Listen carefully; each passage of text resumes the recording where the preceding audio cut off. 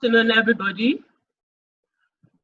You're welcome to the webinar by Ovie Brume Foundation, Youth Empowerment Foundation and Development Communications on re-engaging students, the urgency for cost-effective strategies. This is the 4th edition of the joint webinar that we're having together. And this particular webinar is of utmost importance at this time, and we hope that you stay tuned throughout. The webinar will throw more light on how to effectively engage pupils, particularly in the public sector, in continuous education during this period when schools remain closed and current cases of COVID-19 remains high. We have 3 erudite speakers with us today. Dr. Muyiwa Bangbose, who is the Chief Strategic Officer, Educational Advancement Center in Ibadan. Mr. Dayo Israel, who is the permanent board member of Lagos State Universal Basic Education Board, and Mrs. Adeola Awogbemi, the Executive Director of Ovie Brume Foundation. We welcome you all to this webinar, and we'll just jump into the conversation for today, while I'll briefly share the profile of Dr. Muyiwa Bangbose, who is our first speaker for today. Now, Dr. Bangbose started his career in education when he attended the training for trainers by Junior Chamber International at the World Congress in Montreal in 1984. And he holds a Bachelor of Science degree in biochemistry from the University of Ibadan. He's also an alumni of UI with a master's in business administration. He has a PhD in Christian leadership from Plymouth in USA. Is the Chief Strategic Officer of the Educational Advancement Center, and they have lectures on entrepreneurship in University of Ibadan. He also lectures on entrepreneurship in University of Ibadan at the Center for Innovation and Entrepreneurship. Dr. Bangbose is an alumni of Agai Institute and a faculty member on Christian leadership. He's currently the chairman of the Oyo State Alumni Association, and is a pioneer mobile learning in Africa, and got an award of #9 in e-learning in the world in 2012. In 2013, he set up School on Air TV, broadcasting free lessons to African continent via Intelsat 20 satellites. He brought international standard vocational training into Nigeria by partnering with Orion EduTech of India. And he was the national president for Nigeria Junior Chamber in 1988. He was the training coordinator for Africa and Middle East in 1989, and a JCI senator, which is the highest honor you can receive as a member of Junior Chamber International globally. In 2016, he served on a state government committee for reformation of education in Oyo State, and is the promoter of the proposed ACE University in Nigeria, a private open university. He's a trustee pastor. Dr. Bangbose has many parts. He's a trustee pastor in Vine Branch Ministry and president of Christian Theological Seminary, I beg your pardon, which is affiliated to Olabisi Onabanjo University. He's the chairman of Cedar Horse Realtors Limited and a real estate development company. Is the chairman of Business as Missions in Nigeria. Please welcome Dr. Muyiwa Bangbose to take the first session for today. Thank you, sir. Thank you very much. I asked for how long do I have to speak for? 20 minutes, sir. 20, that's good, okay. Okay, it's a pleasure to be with you, and I trust God that I'll make some sense out of the time allotted me. I'll be sharing my screen, and let me just do that so that we can flow together. Okay. All right. So the topic, as you've been told, is re-engaging students during this pandemic. I hope you can see my screen. Is it okay? All right, I'll just go on. I'll just go on. Okay, Yes, so we the can, sir. title is, yeah, thank you, thank you. All right. So we are looking at how to re-engage students uh, during this time, and not just engage them, do it in a cost-effective way. Well, COVID-19 is a bad story. Uh, it has introduced a different dimension to life. What we never thought was possible, we are seeing happen, especially learning. Learning has been seriously impacted by COVID-19. People are studying in different ways because learning must continue. So parents who didn't bother to know how their kids studied now are forced. Some are playing the role of nannies, some the role of assistant teachers. And it's very interesting because for many people, they started connecting with their students that is many schools. They just resorted to Zoom, just like what we're doing now. And so they just bring the teacher who used to teach in school to uh, lecture the kids, talk to them the way they were taught in school. Now, the sad thing is that talking is not necessarily teaching, and it's not necessarily producing learning. So a lot of talking and talking, you can just see the kids saying, "Oh, what's all this blah blah blah blah blah?" I can't even speak back. I can't smile. Nobody is seeing what I'm doing.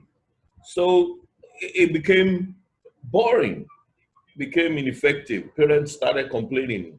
Students are also complaining. They are missing their friends. They want to go back to school.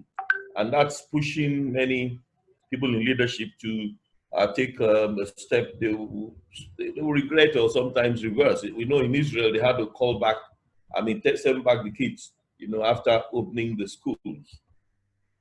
Now, the other side of it is that as the kids are studying on their data, on their devices, data is being consumed.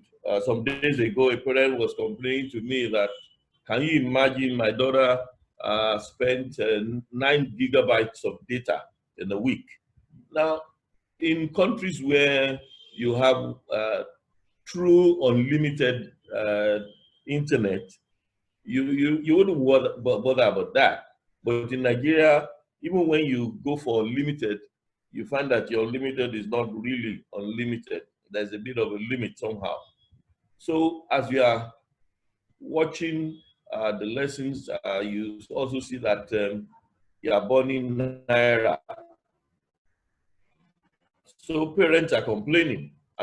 Should it be like this? We had some sessions with some students, and we found that the number started dropping at a point in time. We thought the kids were not serious, only to find out that it was the parents who were saying, we're spending too much on data. And, they would rather just have the kids stay than spend money. Now, this takes us to other ways, just like what this seminar is proposing. I must appreciate the organizers of the seminar for having the foresight and the realism that it's not just about going online, it's doing it in an effective way and also in a cost effective way. So I appreciate them, and I thank them for inviting me again. So for learning to be effective, there must be engagement.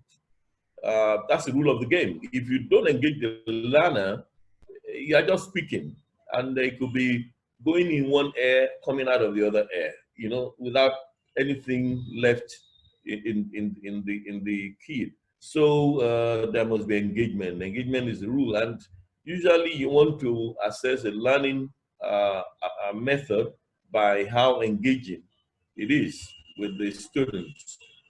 Now, there are different strategies of engaging students, especially in distance learning. Now, distance learning is not very well done in Nigeria. Let me put it that way. when we were growing up, there used to be what we call the rapid results college, the correspondence college, and those ones, they they took many people didn't go to school. They just studied through those means, and they excelled. Now we have only a distant learning institution, National Open University, which I dare say many times not very student friendly. One problem with distant learning is atrophy. You know, people they fall out easily. They get discouraged. They get dismotivated, and so it has a problem. It has a problem, which now is being um, felt by many parents.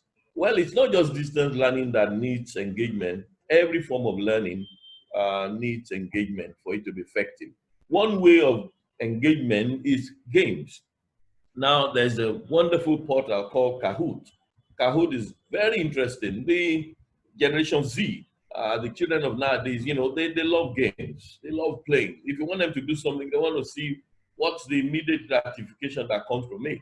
You know, so we've tried Kahoot. You know, you see the person who is leading at a particular time, and then the runners up, you know, maybe up to 10 steps, and you see the kids trying to catch up with the one that's on top, and that's engagement. So we can bring in games into learning to get the kids interested, to get them involved. You know, if learning is not attractive to them, you're going to be forcing them. People keep shouting, these kids are not reading, they're not reading. Yeah, they won't read, not in this digital environment when they have all kinds of distractions, you know. So learning must be attractive for it to engage the kids. Another way of engagement is to get them out of the screen, you know, give them projects, you know. If they listen to a lesson, let them go and do something outside. You know, they could create something, they could solve a problem, they could dialogue, they could do a survey, they could collect materials around within safe distances, you know. So that's another strategy of engagement.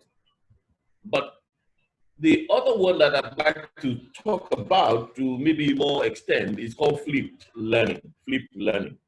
Now you can see a coin flipping on the screen. You know, when you flip a coin, we used to flip coins in those days when we had coins in Nigeria, but we don't have coins again. All our money is paper or plastic.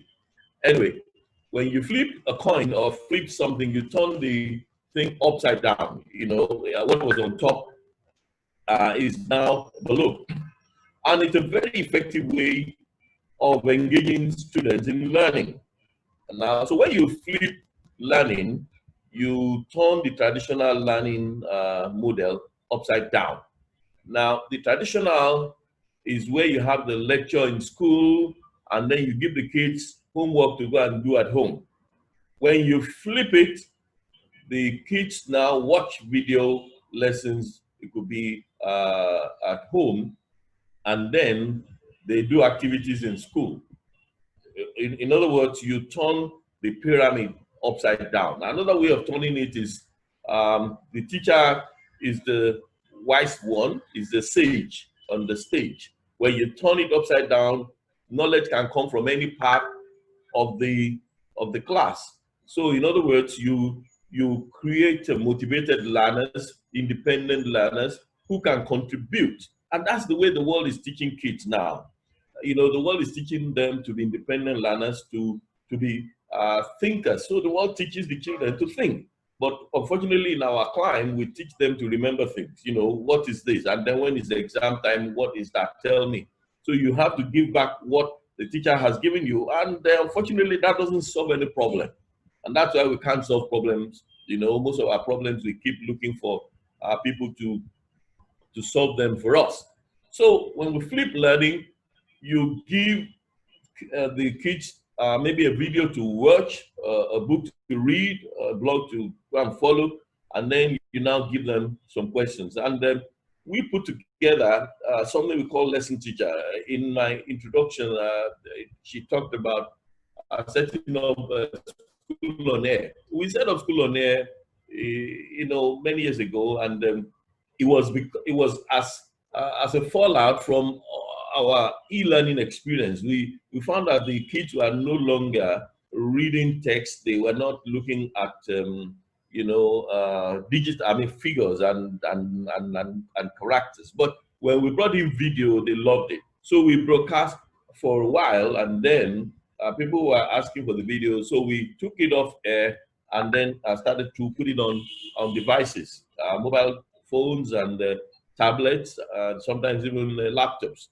Now I have an example of how we have an app on the Google Store, which is called Lesson Teacher, which all anybody needs to do is just go onto the Google Store and download the app. I'm sure Lesson Teacher resonates with many of us because most parents have, an arrangement. After the school, you get a lesson teacher for your kids, who will fill in the gap. So we have the Lesson Teacher app, which is designed to be another teacher to the kid, give them resources. They can watch videos on the device. Because you see, if you think the teacher is the only one that can give the children knowledge, it's a mistake. So we have primary school materials for primary 1 to 6 in 3 subjects right now, although we are enlarging that to about 16 subjects. And so you find a teacher come on and will teach the kids on whatever topic or subject is teaching. Let me just move on. Now, we found out that as good as that was, a problem came up. That's one of the problems I mentioned earlier, the cost of data. Data to download from the internet, sometimes it takes a long time to download, and also space on the devices. If you look at an average video lesson, it would be about 40 megabytes. And before you know it, the phone is clogged up and or the tablet is clogged up and you can't put in anything. So we introduced SD card, the memory card, which many people are familiar with, and it's very easy. You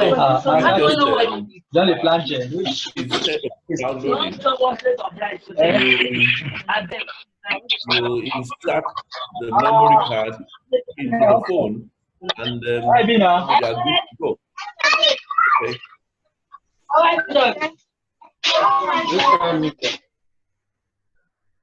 Okay. So he's inserting the memory card there. For those who know how to do it, no problem. For those who don't know how to do it, it's very simple.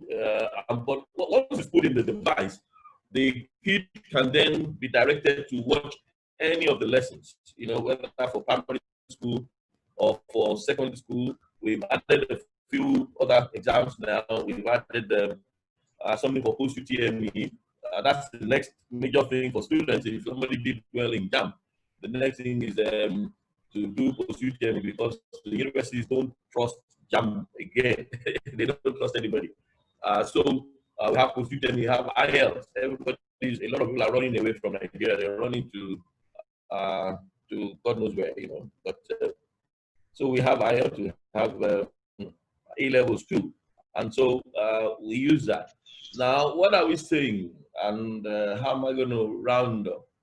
Yeah, the pandemic is a pain.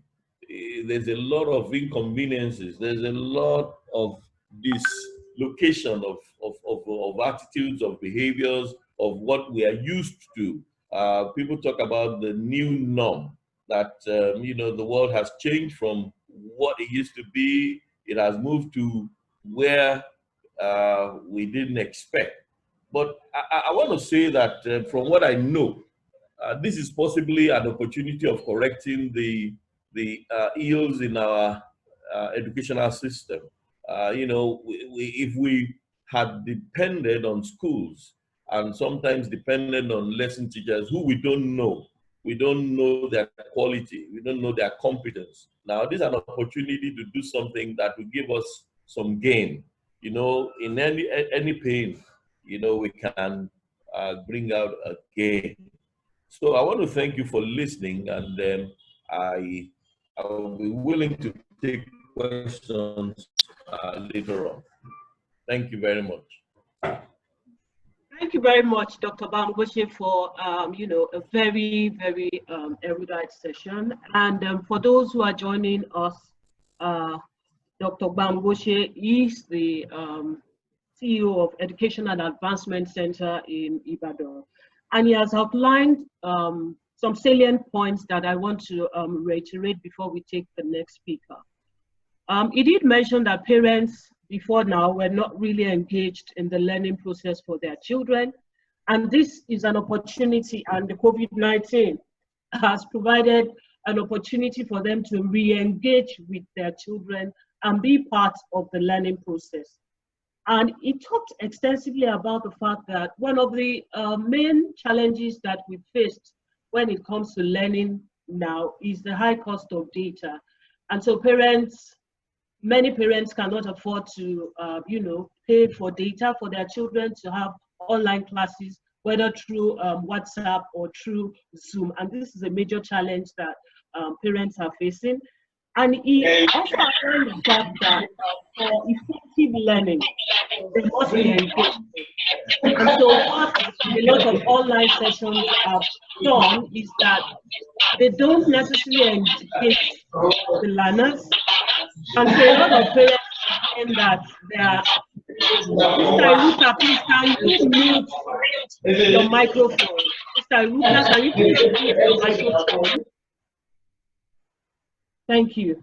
And so what online training has done is that it doesn't really necessarily engage the learners very well. And so a lot of learners complain about being bored, and even parents also talk about this. He said that for effective online training, it's important for there to be engagement. And one key way of engaging is through games. And he mentioned Kahoot, and that it's important to have games inclusive of any learning that is being done online. He also mentioned the fact that it's not okay for children to be glued to the screen. So it's important to have other engaging activities apart from them learning from their laptops or from their telephones, as the case may be. So it's important to get them off the screen. He mentioned the fact that now learning should be flipped learning, and that as much as possible, learners have to be motivated. And when they are motivated, they become kind of independent. And that is where the world is going now. So any learning that does not motivate learners, there's a problem. And it's only when you motivate them and they become independent that they actually are trained to be problem solvers, not just people who learn to remember, learn to take exams. And that is the direction in which we have to go. He mentioned that they have a SD card. He reiterated the importance of, having learning through online services, because it's a unique time for us to correct all the ills that we've been experiencing, just having one teacher teach, and sometimes you even employ lesson teachers and you don't know the quality of what they're teaching to your child, nor do you know what the child is really getting out of the teaching. And so having online sessions provides an opportunity to correct a lot of ills that are currently in the educational sector. And he outlined some of the things that they're doing, which is the TV online and the use of SD cards. SD cards, because you don't necessarily have to, have data. Once you have the SD card, you can access games, you can access the sessions at minimal cost. And I know some questions are already, being posted up for Dr. Bamgbose, but we're going to take all the presentations before we now take the questions. So we just jump right, Dr. Bamgbose, please don't go. We'll be taking your questions at the end of all the presentations. I want to now introduce our second speaker for today. Is Mr. Dayo Israel.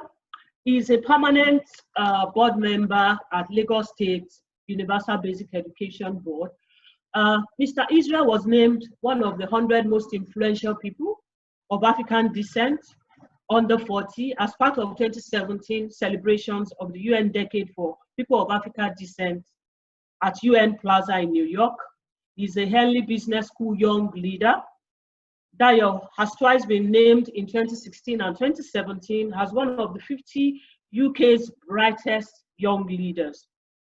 He was recognized as one of the top 25 promising Nigerian youths under 35 to serve Nigeria in 2016, and as one of Africa's top 30 most inspirational young people of 2013. Dayo is a member of the British Council Global Changemakers Network, an alumnus of the US State Department International Visitors Leadership Program that has produced over 400 heads of government globally. He was selected by the United Nations to represent all delegates of the UN General Assembly Special Session on Children on a special CNN live interview in 2002. Mr. Israel, please, you have the floor. Thank you.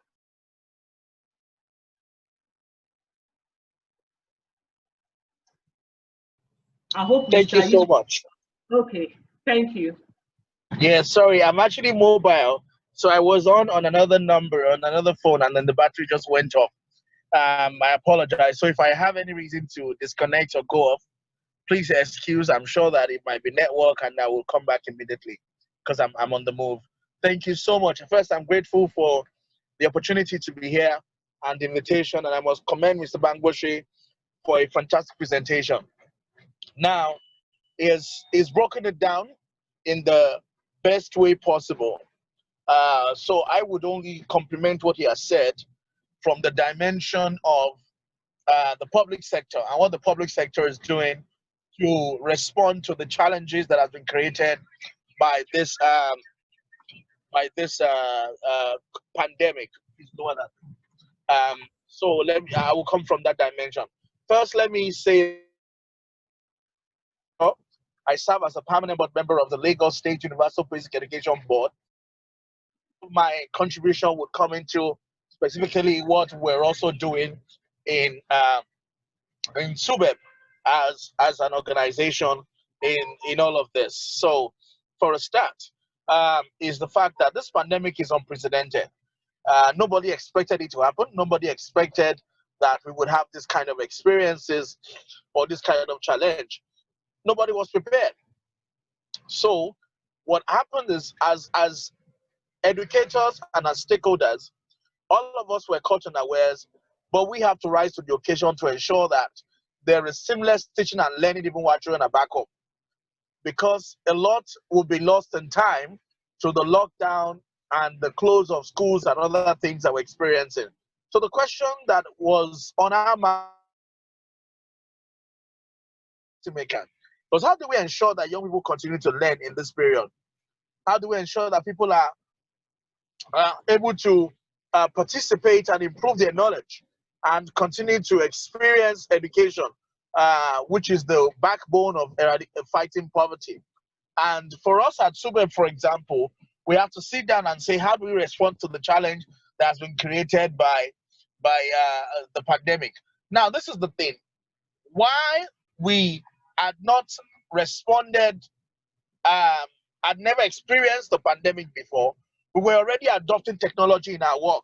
So the enhancement of technology was something that we were interested in already, and how to enhance education through technology. So for example, last year, November, December, we launched a program called EcoExcel. The vision and the goal of EcoExcel was to allow, was to allow our children to be able to learn across Lagos in terms of technology adaptation. So we trained over 5,000 teachers between December and January. We're meant to start the second phase in April and then the final in August before COVID happened, but we're still going to go ahead. Now, what was EcoExcel about? EcoExcel program is excellence in child education and learning. And the goal of that was that people, all the teachers were going to be digitalized, and teaching and learning in particular was going to be digitalized. So before, the child learning in Badagry was learning from, yes, there was, but was an adaptation of what the lesson note of the teacher. Same with the child in Ayetoro, for example, or Ikorodu, learning the same thing, but in different ways. So the teacher writes the lesson notes and taught in their own way. And sometimes teacher could also be trounced and refuse to show up. So what the technology that we introduced did for us was to ensure that we had unified learning, because also all of them, no matter where they are, had to do unified exam. So we had to introduce unified learning program through technology. So the first thing that the technology solved for us was that everybody was learning the same thing. All the teachers and their tab, they get downloaded the lesson materials for the whole week, up to 2 weeks worth of material downloaded onto their phone every week. Excuse me, please. And what that does is that if a child moves from Ikorodu and relocates to Badagry, it will not have lost anything, because it is expected that what they are teaching in Ikorodu is exactly what they are teaching in Badagry, or what they are teaching in Ekpe, or what they are teaching in Alimosho. Unified lessons, because it is also going to be unified exam. We also digitalized the attendance. So we had a record of all the children in the class and their picture, their parents' contact, and we took attendance. And we took attendance as well. What did that mean for us? It means that we know when the child is in school, we know what the child misses. The same thing for the teacher as well. We know when the teacher is in school and when the teacher is not, because the app is geolocated. So the question was, how do we transform from that level of technological adaptation to meet the needs that has now been created by coronavirus? Then we sat down and said, see, if we're going to ensure we continue teaching and learning, we have to look beyond just digital technology, digitalization. And we adopted first the electronic learning. But we also understand that some people, like Mr. Bankweshi Martins mentioned, is the fact that while the people keep coming into the room, so it's distracting me. So while not every child will have a data to connect to the internet, and while children would not necessarily have access to tabs, in particular children from poor homes, disadvantaged families, how do we communicate and how do we ensure that families from rural communities are able to learn? And that led us to adopt two technology. First was television, and the second was radio. Because first, television, in particular LTV8, is first on Star Times and on terrestrial television. What that does for us is that no matter the platform that you are, you can learn from our online classes every day from the comfort of your home. We call it classroom in your home, where the parents are also able to be there to help you. We have times on different TV stations at different times of the day, some in the evening also, so that when the parents are back from the ease of lockdown, they can be there to help the children to learn, because learning must not be left only as a responsibility.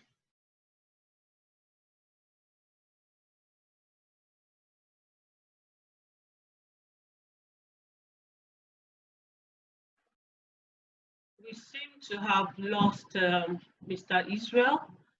He did mention the fact that he was in transit. I hope he's able to get on shortly. But I see that it seems to have been muted or muted. Okay. For educators and the... And it seems as if he's off now. Can we please check? Maybe he's having network connection problems. Okay, he's back on, but we need to unmute him, please. Can we please unmute him? Okay, you're back on. Yes, I kept talking. I didn't know I was off. Okay, thank you. You're welcome back. Sorry, I think we missed some things you said for like 2 minutes there, so you might need to go back a bit. Okay, so where did I stop? Where do you remember I stopped? Well, you did say something about the fact that teachers, parents are supposed to be involved in the learning of their children. And so that's one of the reasons why there's access to both satellite and terrestrial TV. And you mentioned LTV. Yeah, so please, you can take it from there. Thank you. So we also have the airing on different times of the day. so that the children can also learn either with their siblings or with the housemaid at early part of the day, or they can learn with their parents at the later part of the day. So we have some lectures at 5:30 to 6:30 and thereabout, to ensure that the parents are also involved in the life of the child. So we have that. But beyond television, we also have to consider people who are from the lowest of the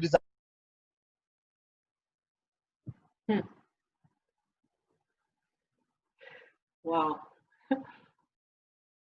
It seems as if the network for Mr. Israel has gone off again.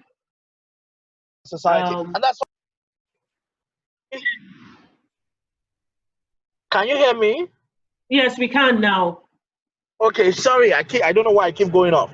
So what I was saying is, we also looked at it and considered and said, what is the other means to which we can ensure that we capture even the least of the disadvantaged in our society? How do we ensure that the lowest of the families and the poorest of the poorest people who actually attend our public primary school the most, can also continue to enjoy the benefit of teaching and learning? And that was why we introduced the radio program as well, because even this Malam, the security guy at the gate, have access to radio to listen to news, to listen to their Hausa songs and all of that.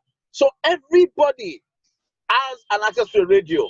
Even if you don't have the formal radio like even the Malams around your estate do have, almost every what they would term the palasa phone, the small 4,000 naira handset, has an inbuilt radio that you can connect as long as you put your earpiece into it, or even play the radio directly.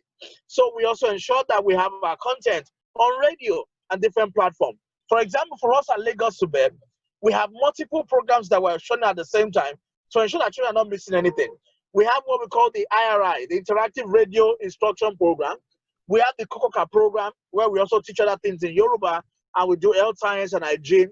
We also have the New Classroom in Your Home on radio program, and we've just launched something as well on Facebook and on ecoexcel.g that helps young people to learn from different platforms, including lesson materials and videos on Facebook.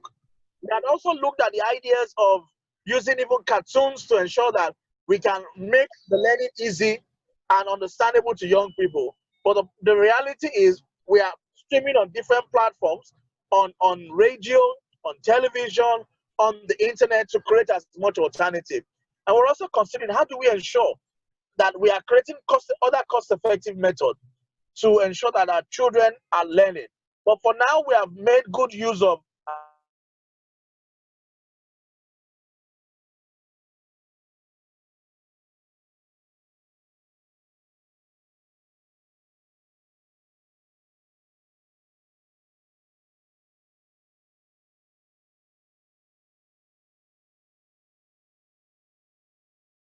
Suburb. So how do we monitor and evaluate? Well, we're working with NGOs like BOAC Foundation and a few other civil society organizations to ensure that our teaching and learning, the quality of what they're learning and their participation is interactive and is in the best interest of the child. So I think that's a synopsis.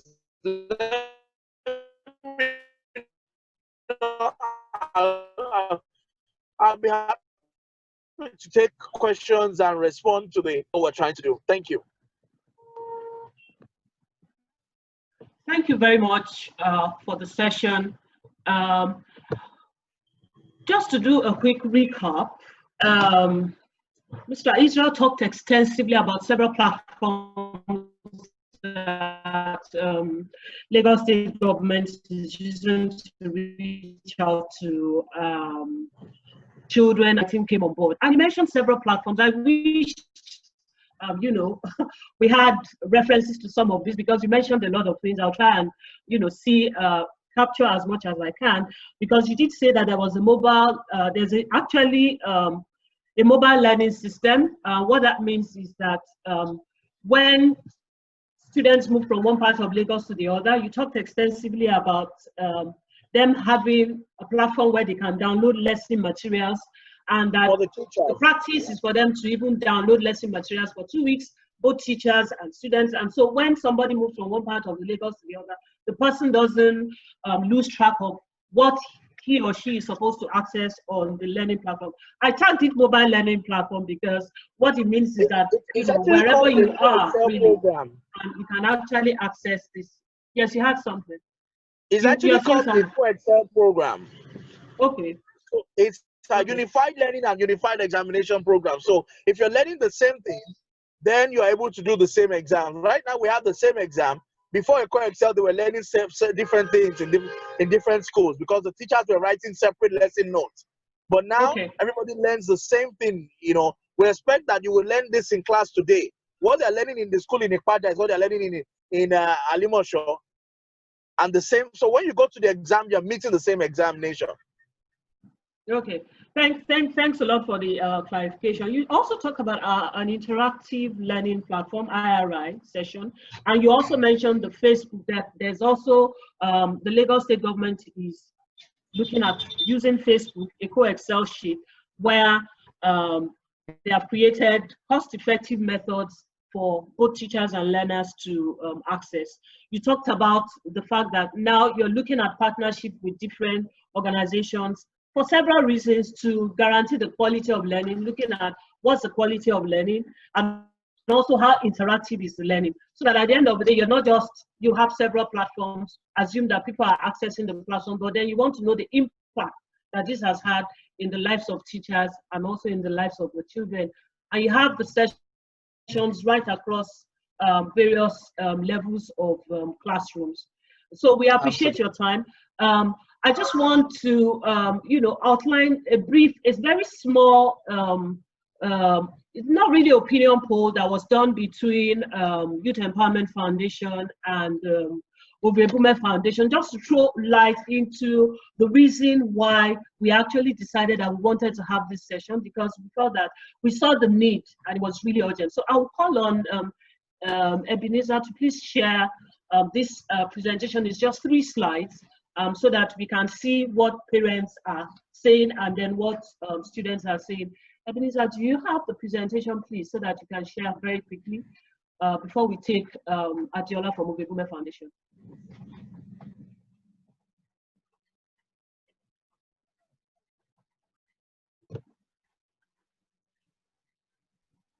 Okay, if you don't, let me just see if I can quickly put this up.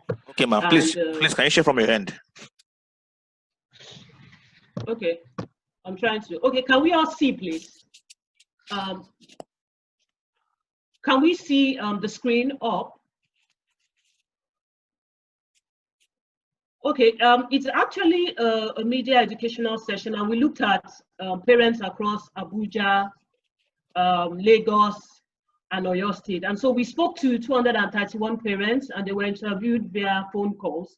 And we discovered that 22% confirmed that their parents participate, their children, I beg your pardon, participate in educational sessions on TV and radio, while 78% said that their children do not participate. And they outlined several reasons. They said they were not aware of the time and station, and also the fact that sometimes there's erratic power supply or there's even no power supply at all. And most of the parents indicated interest in their children being reached on educational sessions by radio, by TV, if they're informed. And we found that 2 schools in Lagos are actually planning on their own to set up WhatsApp educational sessions for their children. And these are not private schools, they are public schools. And the parents are eagerly waiting for this training to start up. So there's a lot of initiative, even by schools on their own, apart from in terms of breakdown of the respondents, for those who are really research oriented, in Abuja we had 25, in Lagos we have 5, and in Ibadan we have 20. This is the breakdown of respondents who actually participate in media education sessions. And the last slide, the stations where they tune to is also outlined. In Abuja, parents and their children confirm that they tune to NTA, WAP TV, and LTV. And then they're on specified stations on DSTV, GoTV, MySet TV, and StarTimes.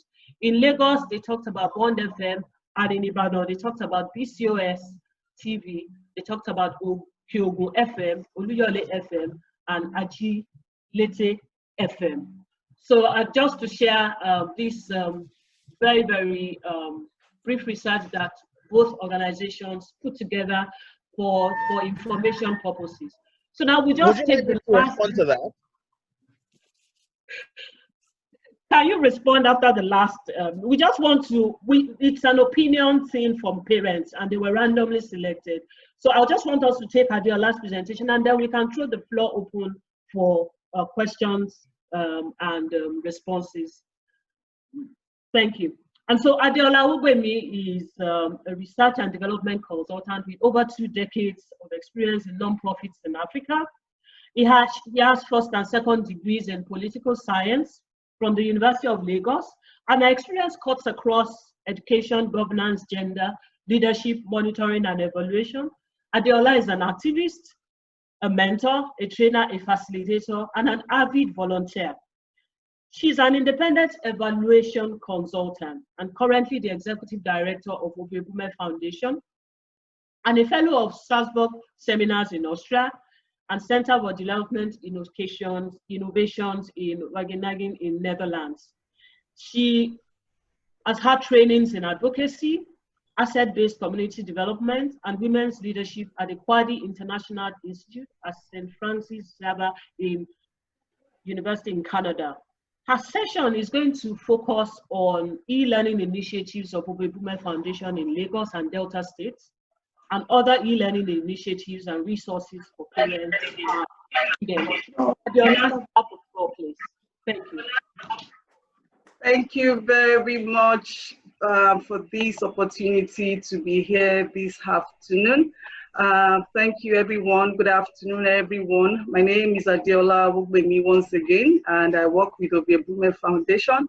It's a great opportunity to present what we have been doing at Ovie Brume Foundation. And we recognize the efforts of government and in ensuring that students continue to learn by putting in place various e-learning programs, but we also recognize that they cannot do it alone, and the need for various stakeholders to continue to support this process and the students. So at Ovie Brume Foundation, we fondly call these children the future generation of leaders. Yeah, we all know what has been happening about this coronavirus. So, you know, it's unprecedented times. But before I go on, I'd like to thank you, Dr. Miwa Bangoshe, for an excellent presentation on how to strategically place e-learning at an affordable rate. And Honorable Dayo Israel, thank you very much for sharing efforts of the Lagos State government in ensuring that students continue to learn. Ovie Brume saw a need, and we started programming for members of the youth center since April. So like I was saying earlier, coronavirus has changed almost everything in the world today. So, I mean, economies have been turned upside down, ravaged, and we're in the second wave of this pandemic, and we're not even sure when this will go away. So we need to continue to support students, particularly those in public schools, because those in private schools have various e-learning options, particularly from their schools. So what is government doing regarding this coronavirus? They've done a lot. Yeah, we heard from Honorable Dayo Israel. But one of the things that I have found out is that, the response of government has majorly been centered around health and its systems providing palliatives. So people don't get hungry, they can stay at home to, adhere to social distancing and other rules. So what has happened to the health education sector? This is an important sector that has been thoroughly affected by this pandemic. And as a way of enforcing social distancing and protecting lives, we know what has happened. Schools have been locked down. Now over 1.5 billion children have been affected globally, and they're staying at home. And one of the biggest shocks is that, parents now have to take care of children, support them in their learning, and continue, as they continue to learn at home. In pre-COVID era, as we all know, schools do not allow students to bring in mobile equipment, but now schools are in mobile phones and in other technology gadgets. that is as much as disruption that this pandemic has brought, to the status quo. So now you have many people conducting their businesses online, just as we are here this afternoon and hosting this webinar. And let me add also that this is the fourth webinar we are having, and we've hosted webinars on nutrition and online safety for parents, for children while at home, because we recognize that the government cannot do this alone. So if you look at the picture on my screen, children are no longer in school. We used to have a full classroom, but now we have empty classrooms. So what do we have today? This is what we have today. Now children have to learn at home. Dr. Banguche, thank you again for all the things that you talked about. I'm aware of some of them because I have children in private schools, and we've had to pay for some of these things, and we've had to see our children work with some of these things. But what happens to the children in public schools? Homeschooling is an American concept. It's not, it's just a recent thing in this part of the world. And in light of this, the question is, what effect will this have on children? And that is why Ovie Brume started to program for our children in public schools. Before the survey conducted by Ovie Brume Foundation and Youth Empowerment Foundation, we also conducted an opinion poll, because we have a youth center in Victoria Island, Lagos, and in Delta State, in Warri Delta State precisely. So we have students who come in here regularly to learn different things: mathematics, biology, civics, dance, drama, taekwondo. So we have this target audience that we engage with on a daily basis. So what we did was to pull 291 respondents and to ask them some questions. And the questions that we asked them is, are you aware of the radio program organized for primary schools and for secondary schools? How many times do you tune in? Do you understand what you are being taught? And it is interesting to note what we came up with from all of these respondents. In Warri, we had 65 respondents, and 50 of them claim to be aware of these radio sessions, while only 15 are not aware. Of the 50 that are aware of these radio programs, 10 have access to tuning because they can afford it, but majority, which is 40 of them, say they do not have access because they cannot afford it. And of the 10 that listened to the radio program by the Delta State government, all of them said that they could comprehend what they were being taught. In Lagos here, we have the education and the livelihood unit. So we had called 106 respondents, and all of these 106 respondents in the education unit are currently benefiting from what we are doing right now. And so out of these 106 respondents, 90 of them say that they're aware of the radio sessions in Lagos by the government, while 16 of them claim that they are not aware. And out of the 90 that are aware, 27 say they tune in to listen, while 63 say they do not. Of the 27 that listen, 13 says that they can comprehend, while 14 says that they cannot comprehend. And this, let me just quickly add that this was done with parents and with the students. So it's not like we just spoke to the students alone. So we spoke to them together.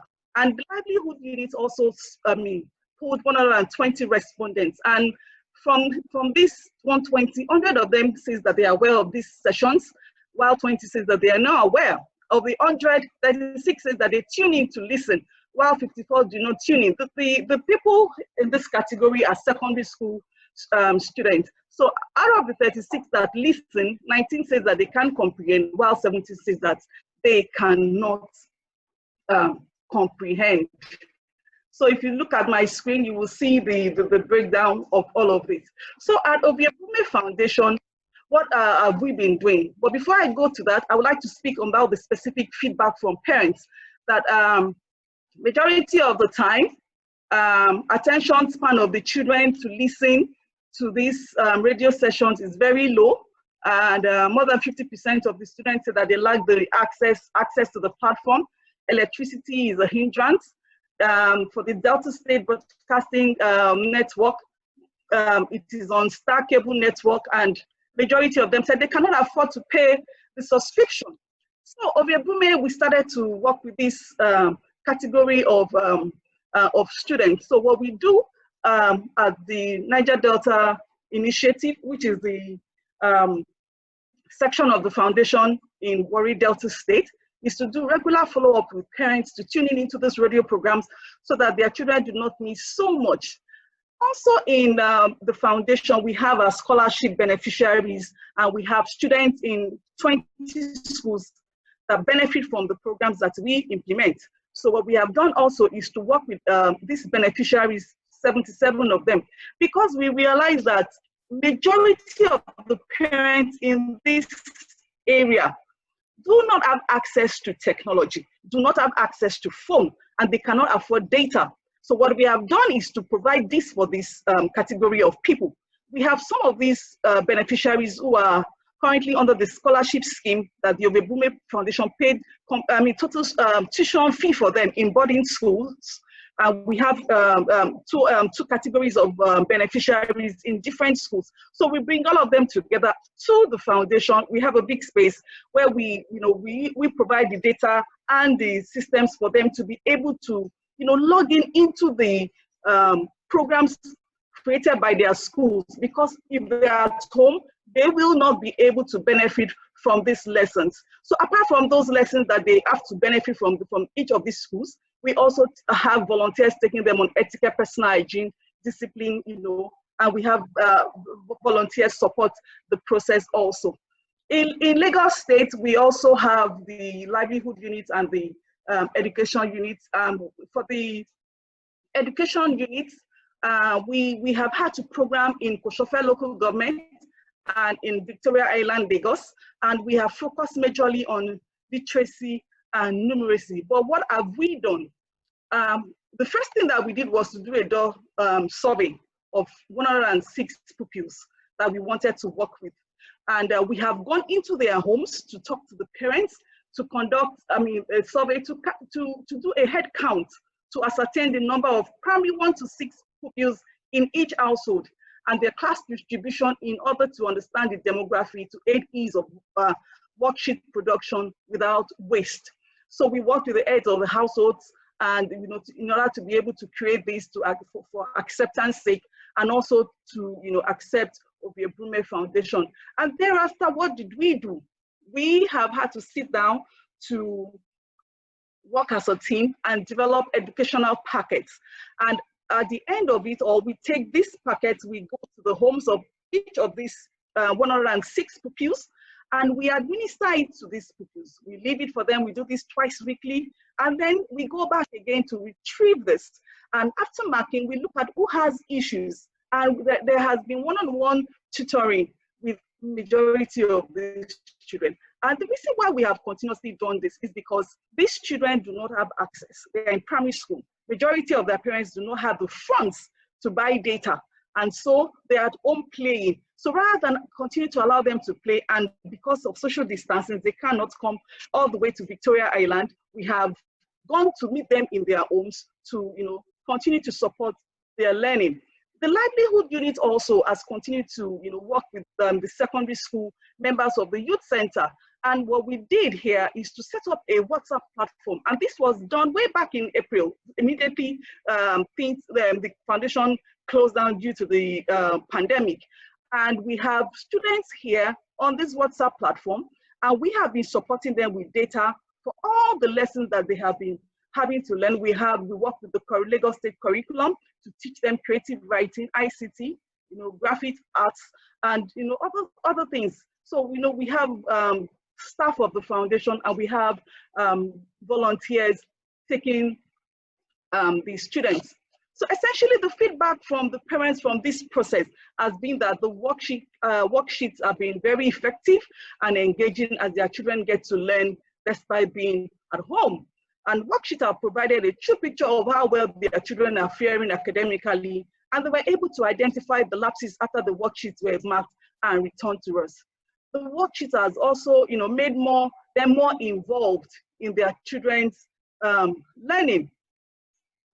But there were challenges, and majority of this has been around, lack of electricity, lack of data for them to benefit from what the government is providing, and even lack of space on their phones, because a lot of them do not have very high-tech mobile phones to be able to store many of the lesson notes that they have been given. So, but what we keep doing is to engage them, to let them know. Sometimes we have to print for them. We support them in their learning, and these are some of the resources that we have also shared with the children in primary and secondary schools. On App Store, we have the Feed the Monster Place.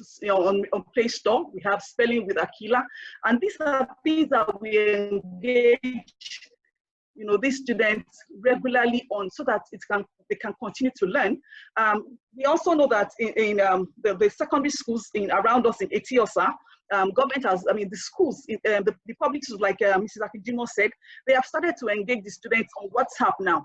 So that's a fantastic idea, and we hope that it continues. From feedback from about, 10 of the students that we spoke to, they have said that it is going on well, but the challenge has been that they are not able to interface directly with the teachers, but it has been effective, and they are learning from the process. So we have also provided them with all of these resources for them to continue to learn. And with over time, we believe that they will get used to it, because one of the challenges is that they are not used to this method of teaching, particularly the primary school pupils, who are not only used to the audio, but they are used to visuals. So with time, we believe that they will get used to it. So essentially, that is what we have been doing at Ovie Brume Foundation in the last couple of months. So as we continue to provide, as we continue to provide e-learning solutions, we believe that it is important to think about outcomes. So are we doing this for the sake of just, these students have to continue to be in school, they have to continue to learn? What are the learning assessment challenges and priorities in the current context of the COVID? And how do we tackle them? How can formative assessment support learning in the context of school closures? So one of there are several methods that we have found out and that we are using to engage with beneficiaries. So we have the Zoom, we have the Microsoft Teams, where you can have direct face-to-face contact with the students. So everyone that is planning to implement e-learning strategies should understand that there are things that they need to put in place so that it will not just be about learning. We have the Google Forms. Even if you cannot interact face to face, we have the Moodle that we can also, use in getting feedback from the students, irrespective of how assessment is communicated. It needs to be valid. It needs to be timely. It needs to be constructive and specific to the needs of each child. Even though in many places it is currently not possible for teachers and students to come together in the same place, it is necessary for teaching and learning to continue to avoid learning losses and to stay on track in decreasing learning poverty. So for us at the foundation, we will continue to do our bit. We are here to support what the government is doing, and the foundation will continue to support and empower the young, the future generation of leaders. Thank you. Thank you very much, Adiola, for a comprehensive session. And I want to outline some of the key points that Adiola stressed in her presentation. She talks extensively about the work of Ovie Brume Foundation, both at the Youth Center and in Niger Delta Initiative in the Youth Center in Warri. And she outlined a comprehensive opinion poll that was done by Ovie Brume Foundation, which also indicates the fact that, yes, indeed, their radio programs, their TV programs, but then is not engaging all the students. And a lot of the students are not even aware of some of these programs. And even in situations when they are aware, data remains so expensive. And this is something that all the presenters have mentioned in their presentation, from Dr. Bangoshe to Honorable Dayo Israel, data is a key thing that we need to, talk about. And she outlined the fact that they have students both in NGI, that is the Niger Delta Initiative, and also at the Youth Center in Lagos, who currently are engaged in different literacy programs. For example, students are on a WhatsApp group at the center, and they access different materials on creative writing and other subjects on literacy and numeracy. She also talked extensively about the fact that they have developed a package for students, and these are taken to the homes of 106 students in Kosofe local government and VI, and they directly supervise not only the children's use of these packages, but then they also provide one-on-one teaching in situations where they are necessary. She talks extensively with the students so that they can access, apart from what the foundation is doing, they're able to access other online facilities. But as mentioned, data remains a huge challenge. Now, before we throw the floor open, I need to recognize, the presence of some people who have joined us in the last 1 hour. And while I'm not saying all of us are not important, these are some of our stakeholders, and we're happy that they're able to join us at this time. I want to recognize Mrs. who is a former commissioner in Ekiti State government. I want to recognize the current commissioner for education in Lagos State, Mrs. Folashade Adefsayo. She's also with us on this platform. I want to also recognize Dr. Emma Fakia, all the way from US, and she's a public health specialist. I want to recognize the JCI Senator of Nigeria. Her name is Franca Ibuzo. She's also here with us. I want to recognize Mr. Samuel Iyitayo of the US Consulate, because American Corner is a key partner in our webinars that we've been having. And like we said, this is the 4th one. I also want to recognize the presence of Dr. Francis Aminu Taiwo of the Aliko Dangote Foundation. Thank you very much for joining us. We now have the floor open. I hope Honorable Dayo Israel is still with us, because you really wanted to, respond to some of the research that has been done, and with the one that was also added on by Ovie Brume Foundation. Please, the floor is open for questions, comments, and so please, we have the floor. Go ahead. Questions, please.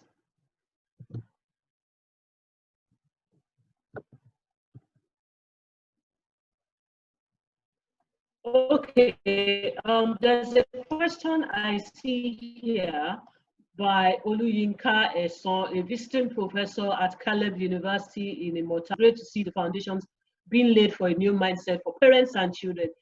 She said, in my institution, we already embraced e-learning, and complaints about, let's see, my system, I'm trying to see,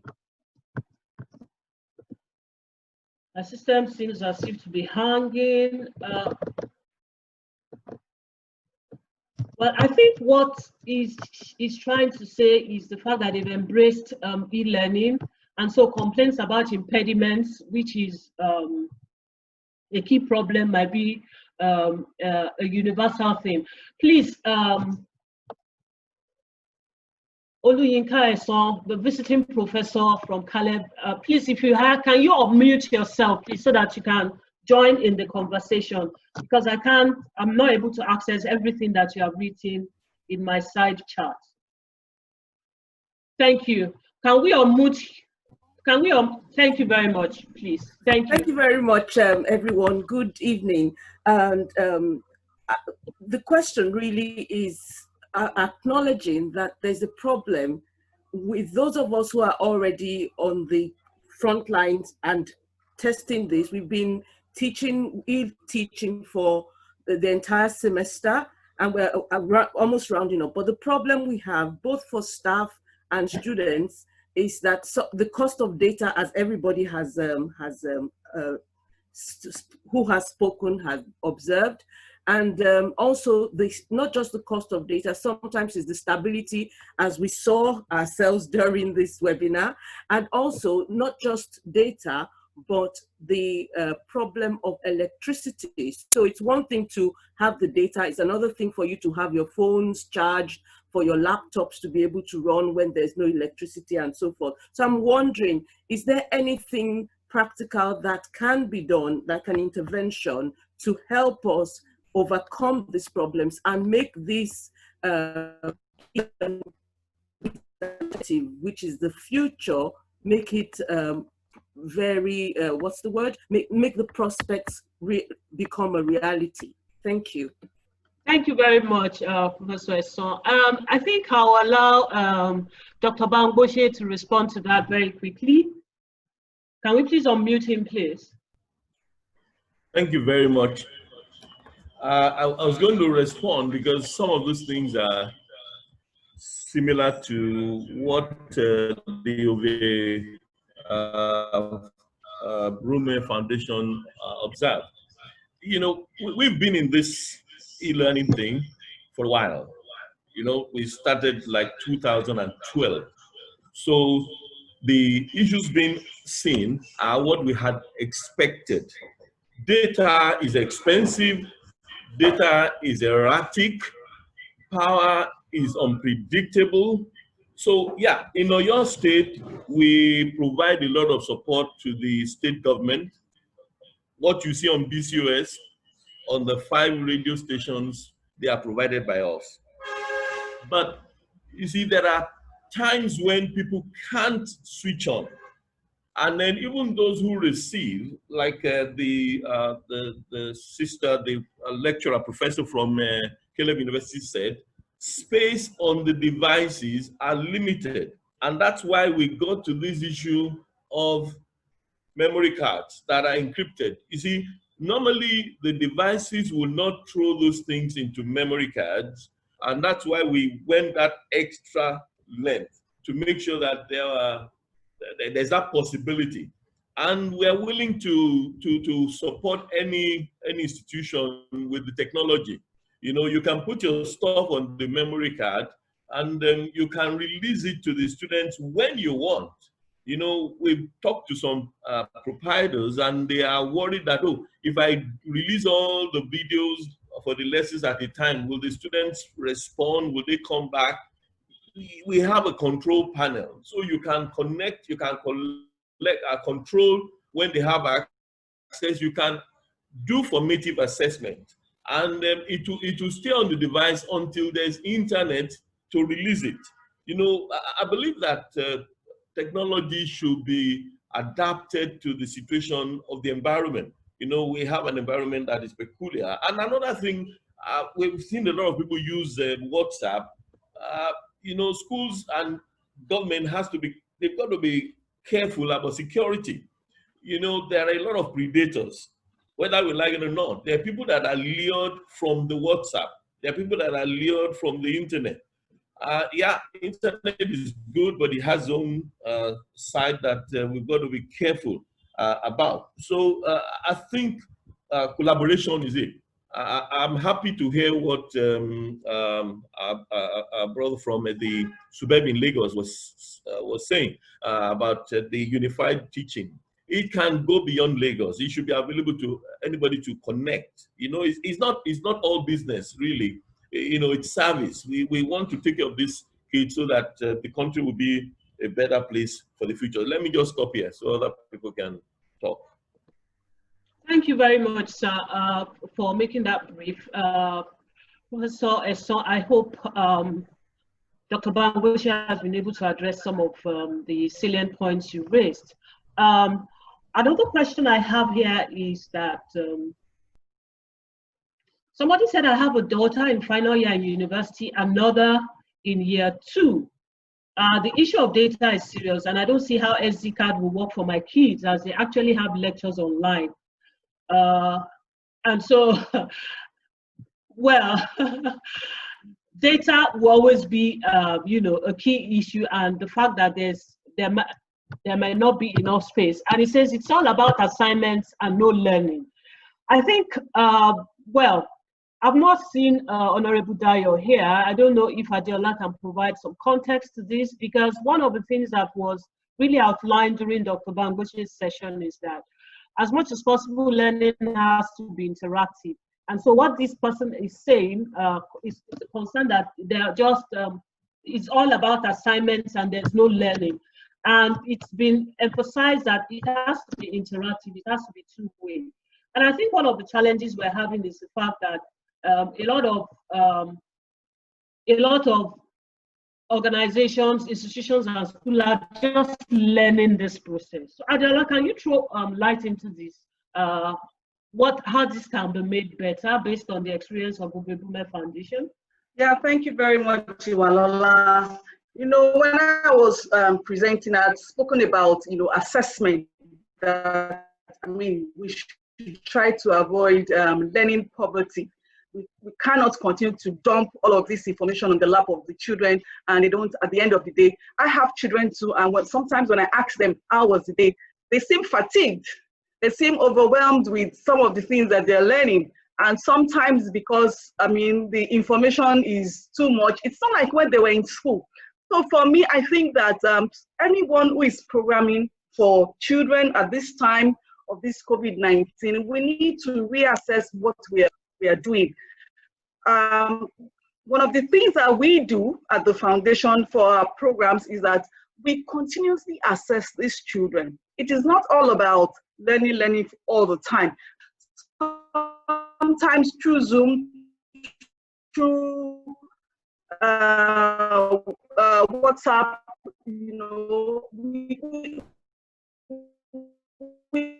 continuously ask them for feedback. It is important to ask them, and we have also, ask them to even teach some of these topics, because we give them way ahead. We tell them these are the topics that we're going to be doing. We have a curriculum, so we follow it, and then we ask them to learn this information to the students. Believe me, a lot of them are very intelligent, and from what they say to us, I see a lot of times that these children in public schools just need a lot more opportunity, and they're going to excel. So we have the Google forms there also, where we throw questions at them to tell us, how did this facilitator perform? Did you like the teaching? So the assessment is continuous.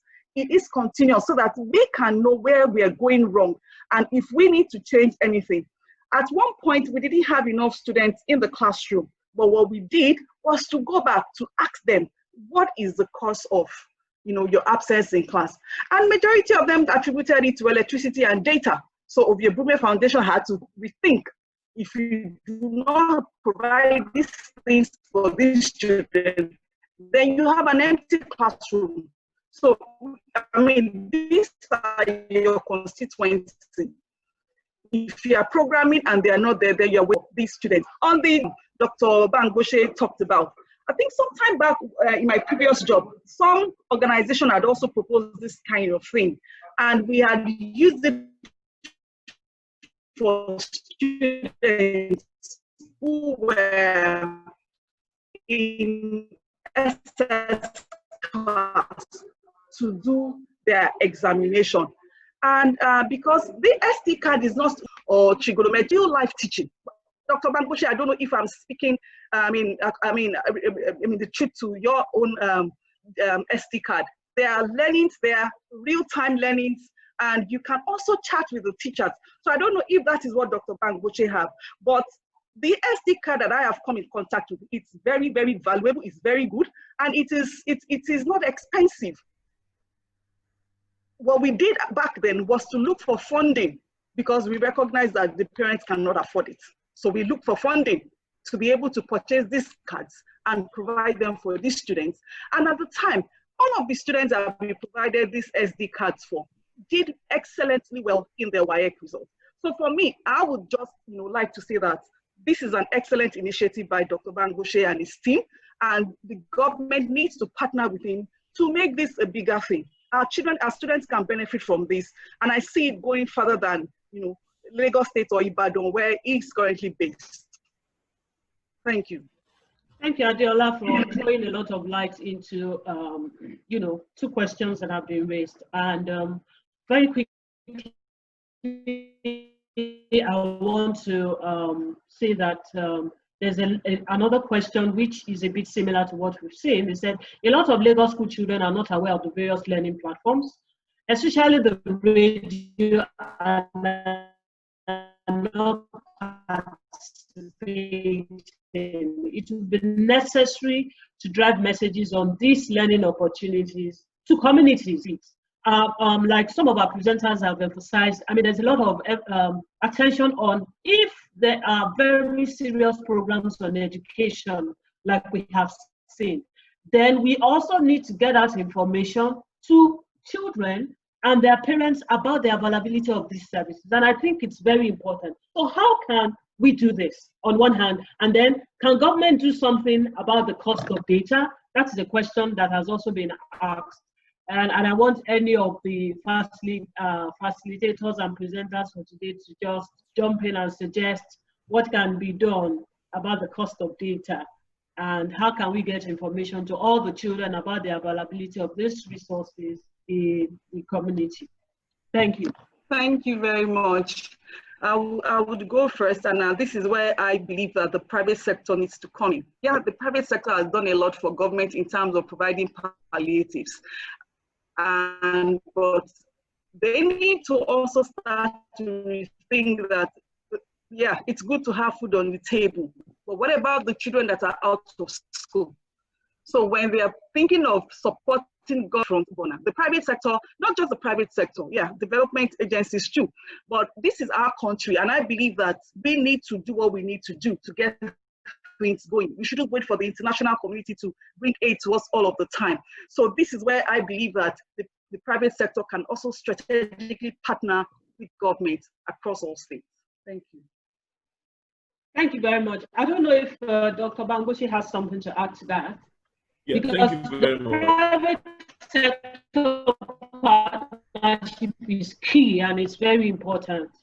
Yeah, we are in Ibadan here. And if you talk to the government, we're doing maximally what can be done. And I want to know that a number of the telcos, they zero-rated the websites of the government educational departments, you know, that students should go there and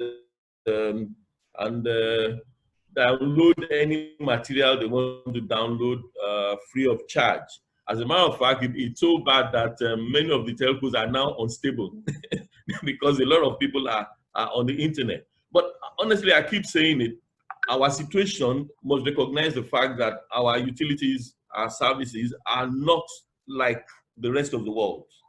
I mean, even when you have internet, I'll give an example. You may spend like 3 minutes, 5 minutes to download a video lesson from our own platform. We are on the internet, we are on Google Play Store. But the same video will open in 5 seconds. In 5 seconds. So we've got to deploy a local technology that will save us. And look, even if the telcos are willing to donate the data, there's no free lunch. It costs somebody something. So we should deploy technologies that will be resource sustaining or sustainable, so that we're not going to be wasting something to achieve something. I mean, you can achieve anything with any amount of money, but we're not talking about just any strategy of engaging the children. We're talking about cost-effective strategies. So, like I said, our doors are open. We will be happy to partner. My sister, the Commissioner of Education in Lagos, we know one another. We've known since university days. You know, we are open. You know, then the universities, we are open. We should collaborate.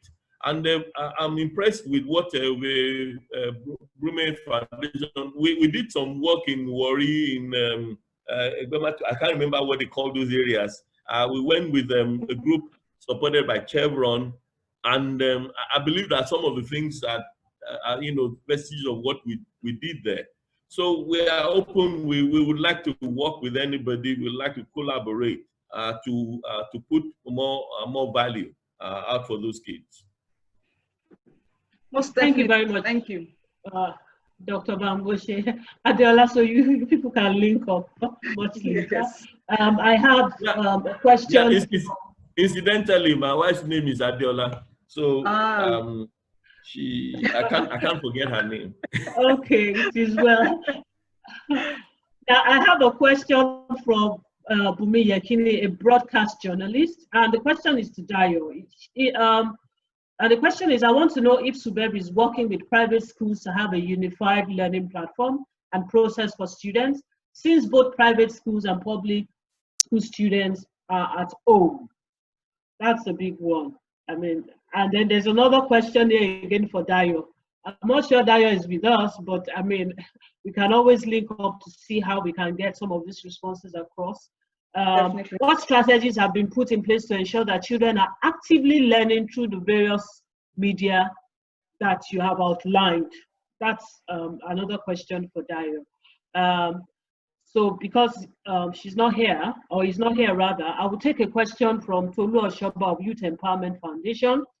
It says, from interaction with some children in public primary school, while trying to give them radio, I realized most of them are not aware they have radio and TV classes, not to mention the various stations or channels these sessions are taking place. How can this issue be addressed? We keep having this question about awareness. People need to know that these programs exist. And I think a lot, if we've spent so much resources and time to come up with all these programs, then we should spend a lot of resources to ensure that people access them. Because a service is only a service if people are able to access them and if they're able to benefit.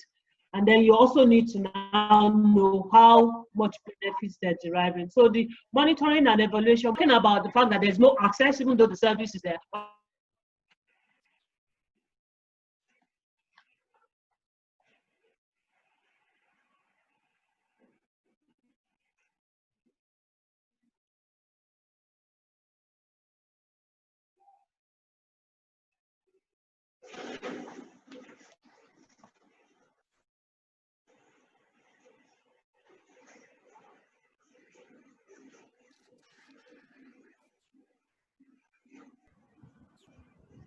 Hello. I think I want to say something about awareness. Please go on, sir. Yeah, okay. I know that government has done a lot to make people aware. The unfortunate thing is that the people that are receiving the awareness messages are the people who are already aware. Yeah, sorry, please can we be... Sorry? Hello? Hello, can you hear me? Go on, sir. Yes. Go on, sir. So the people that are left out, you know, there's this slogan, you know, no one should be left behind. The people that are not aware are not being reached by the awareness messages. So in other words, we've got to carry these things to the nooks and crannies. And personally, though we support the government with television, video lessons, and audio lessons on the radio, I must say that the effectiveness is not there. It is better than nothing, but it is not the best. You need a two-way thing for learning to be effective. So whatever they can do to help those who are not easily assessed, but we should also progressively look at ways of interacting, of taking those things to them on the basis that it can be worked upon, that they can be engaged. You know, we should not just believe that because somebody had a lesson, because somebody had some information, that person has accepted it. It needs to be processed. It needs to be worked upon. In other words, there must be engagement, and that's what really attracts me about this webinar. That there must be engagement. So if we take part of the money that is being used in broadcasting and we put it on the road, there are a lot of NGOs that are working with the less privileged, with the food palliatives. You know, we can also do educational palliatives. It's not all food, you know. There are things that we should do. Once we know how to get to the grassroots to distribute food, we should know how to get to the grassroots to also make available knowledge.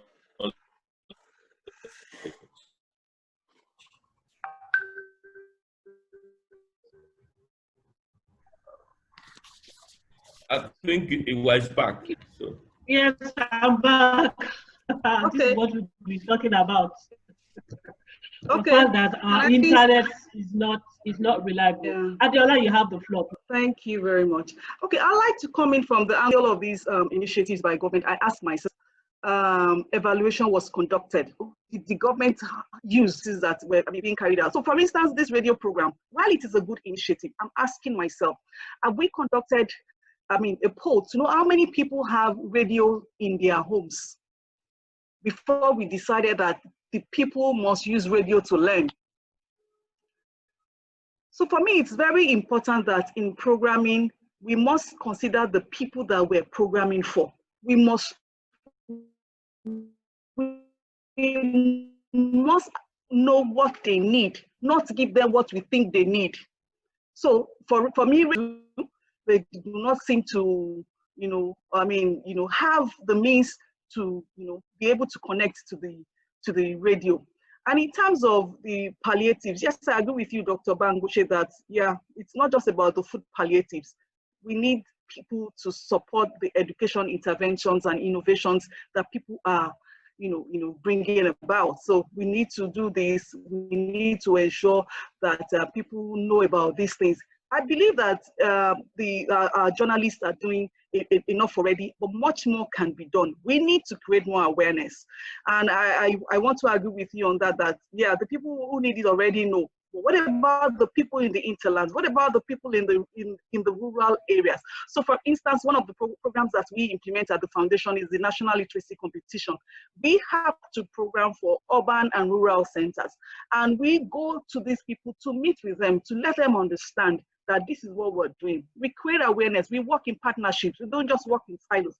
We work in various partnerships with organizations that are in each of these states. So government needs to partner with the civil society, because the civil society are on ground. They will help to create this awareness. Thank you. Thank you very much, Adiola. You've touched on a lot of salient issues that have been raised in the questions, the M&E, monitoring and evaluation issue, and also access. There's been most of the other questions that are coming in are focusing on issues around access and how to get the information about the availability of a lot of these resources through the grassroots. And part of what somebody has said is that what solution can be proffered in order to get all the children to learn. We've talked about it extensively. At the moment, many children are not in school due to impediments mentioned earlier, cost and electricity. And so we keep talking about this issue of access. We keep talking about the issue of power. We keep talking about the issue of cost. So these are all recurring questions that we have. But somebody also raised the salient issue that he heard that the private school denied some students who have not yet paid school fees during the lockdown. What could be done to regulate the schools that do that? I think I will leave Dr. Bangoshe to respond, but the issue is, if a school is a private school and you are meant to pay school fees before the lockdown was brought up, and you didn't pay school fees before the lockdown, I mean, because they have to pay teachers, they have to maintain facilities, salaries are ongoing. I mean, the only way I believe that they might be able to sustain continuity of services to those who have paid is to ensure that those who have not paid do pay. So Dr. Bangoshe, please, I want you to respond to that. Thank you. Thank you very much for saying what I would have said. You know, the fact of the matter is this. It's very sad in this country that we don't put serious value on education. I looked at all the intervention loans created by central bank. You've got loans to help those who are in medical field, in pharmaceutical, those who are in food supplies, but there's nothing to support schools. I mean, that's why providers are putting a lot of pressure on government, open schools, because they know that when the kids start to come to school, that's when they can expect to get money from them. You know, we got to be realistic. You know, it's a social service. It's not business, it's a social service. Something is being given and then something should be returned to those who are providing that service. So, yeah, it will sound patriotic to say that no, government, I mean, the school owners should not penalize anybody for not paying. It's like the kind of things that happened during the military era when they were taking stuff from people who are found to be hoarding things and then distributing it to people. The end result is you will now have nothing to distribute. I believe that anyone who is involved in education truly, genuinely, sacrificially needs sympathy, needs support. That's a fact. And to expect that everybody can be like government, even government itself, the fact is government itself is taking money from World Bank, from UNICEF. All this airing of information on television, on radio, many times, the governments, the various segments of government go to the, SUBEB takes money from World Bank, they take money from UNICEF. Now, where will the private school owner take money from? I know there are expensive schools that charge a lot, but I also know that there are schools that are very cheap, that are just like, you know, barely breaking even. And they've got teachers, like you said. The teachers also go to market. So I believe we should balance it. You know, anybody that goes to a school should be willing to pay the fees charged by the school. Thank you very much, sir. Our time is fast spent. We have one very final question for today, and I want to thank everybody who has been part of this webinar. We appreciate your time and all the contributions. It's been very, very lively contributions. There's a question that talked extensively about the fact that online training for kids, that we need to look at how we can improve the attention span, because this is a key problem according to you know, this person. How can the attention span of children be improved while they are on online training? I think part of Dr. Bangoshe's presentation, Jordan, this, can you just you know, reiterate some of this so that you know, some of us will learn? Thank you. Yeah, thank you very much. I went through the PowerPoint earlier, and I can send it to the foundation. Learning is not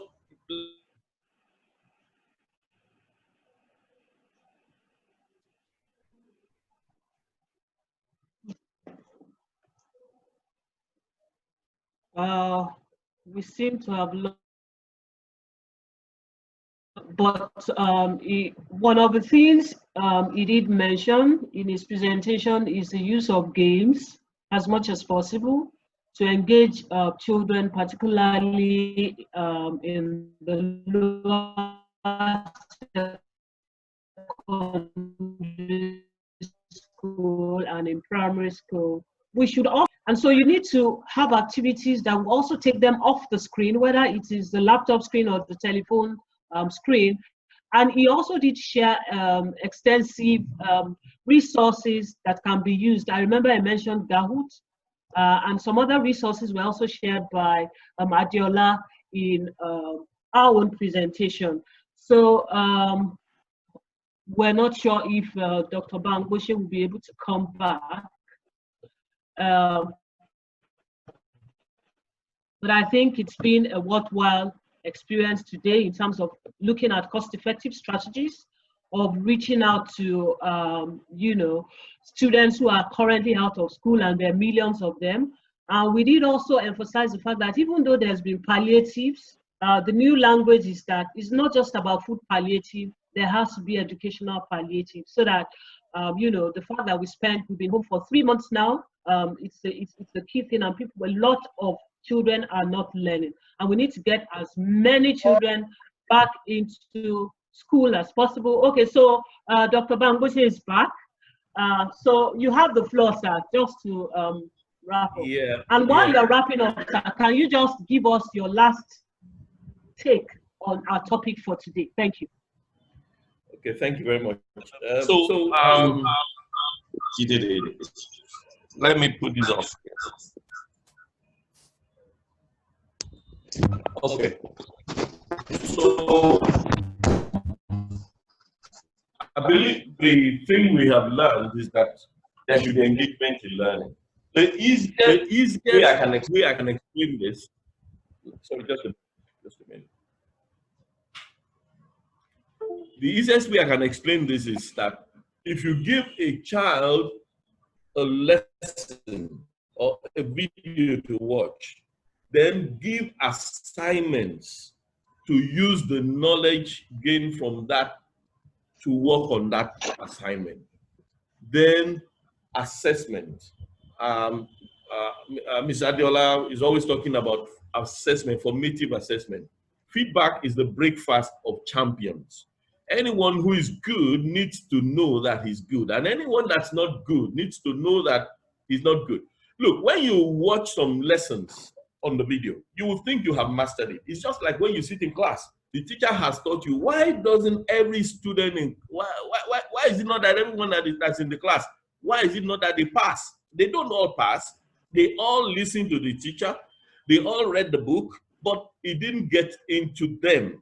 So if you don't try what you have been told, if you don't try it out, it doesn't get into you. It's called reinforcing learning. So learning must be designed to be engaging.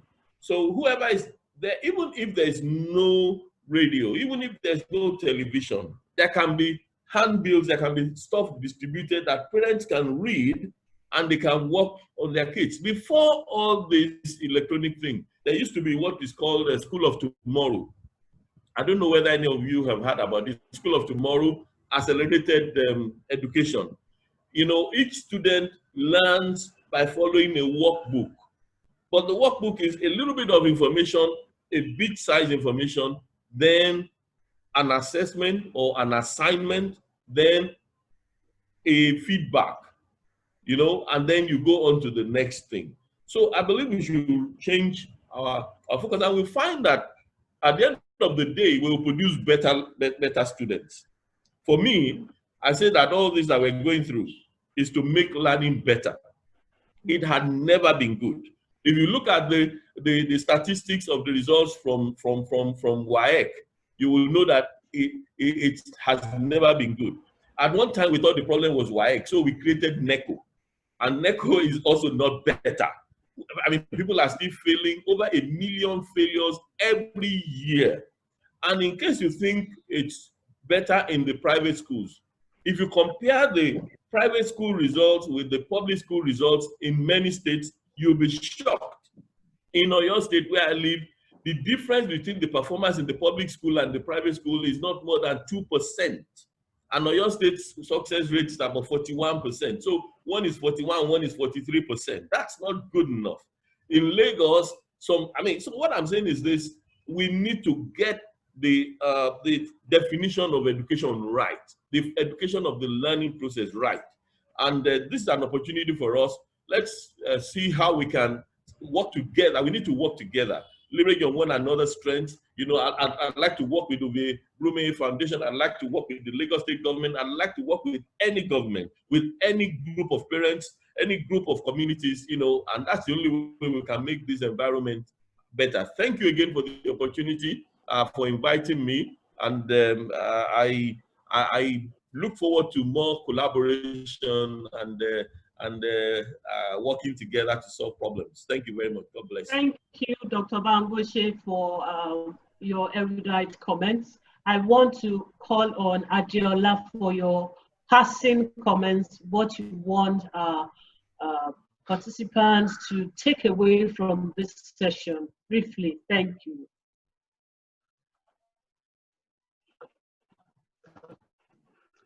Thank you, Iwalola. Well, I'd just like to throw what becomes of our future. That is a question that I need every one of us to answer. If we have an illiterate youth population right now, what becomes of our future? All of us sending our children to fantastic private schools and paying huge sums of money, and they are doing online lessons, and we are paying so much for it. What about the public school students out there? I work with public school students, so I am very aware of the challenges that they are facing. So I believe that government needs to partner with educational consulting firms with innovative technology learning approaches, as well as learn from the private schools. The private schools have been doing this for a while. They've been, teaching. Coronavirus is going to be here with us for a while. So it's either we adapt to it or we lose. What are we going to do? We have to adapt. So in adapting, government needs to partner. And I said, with people like Dr. Bangoshe, government needs to partner with them. The government needs to look at what the private schools have done. It didn't take them one day to get it right. They've been on this for a long time. So it's going to take the government also, but they need to learn from these, innovative technologies that all of these various stakeholders have put in place. So thank you very much for having me here today. And thank you everyone for making time out to come to listen to us today. We believe that it will get better for Nigeria. Thank you. Thank you very much, Adiola. Please, I want to remind everybody that please share your email in order to get the report of this webinar. We appreciate if you take time to please share your email so that we can send it to you. I also want you to know that there's a live broadcast of this on the Facebook of American Spaces Nigeria. So if you want to catch up on, probably you joined a bit later, you want to catch up or you want to watch, or go over the presentations for today, please just tune into the Facebook page of American Spaces Nigeria and you can get more information. I want to say on behalf of all the partners, Ovie Brume Foundation, American Consulate, the American Corners in Nigeria, on behalf of Development Communications, who are also here with us, I want to say a big thank you to everybody for joining us, and we hope that this will be a step to a higher level for education, particularly in Nigeria. BOAC is a breakfast of champions. And so when you have so many resources out there and people are not accessing it, not only are they not accessing it, you're not necessarily getting feedback on how this has impacted children, then it's almost as if there's no point having those resources in the first place. So I want to say thank you for your time. Please stay safe, and we look forward to having your comments, and please drop your email addresses so that you can get the report for the webinar today. Thank you and God bless.